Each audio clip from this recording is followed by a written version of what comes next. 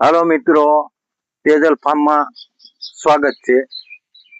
આપણે આજે એક જનાવરનું વ્લોગ બનાવવાનો છે.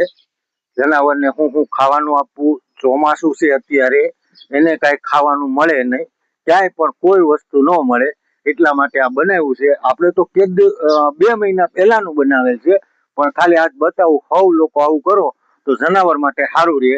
હાલો આપણે બતાવીએ. આમાં આપણે ચોખા ભર્યા છે, આમાં બાજરો ભર્યો છે, આમાં પાછા ચોખા ભર્યા છે, આ 2 પાણીના કુંડ છે, આમાં જુવાર ભરી છે. પછી આપણે આ 3 મકાન ચકલાઓને રહેવા માટે રાખ્યા છે કે વરસાદના એની અંદર બેસી શકે.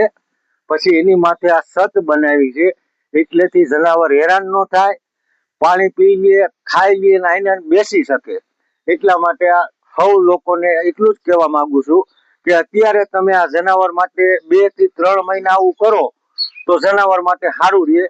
હવે આમાં કાંઈ ખર્ચો નથી, કદાચ ને કાયમ 500 ગ્રામ ચોખા જોઈએ, 500 ગ્રામ બાજરો જોઈએ, અમારા એક શીશો કાયમ ખાલી થાય છે.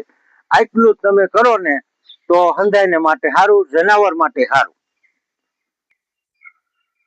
આપણે આ બધું તમને આજે બતાવ્યું. આપણે કાયમ હવે નવા બ્લોગમાં નવું તમને બતાવશું.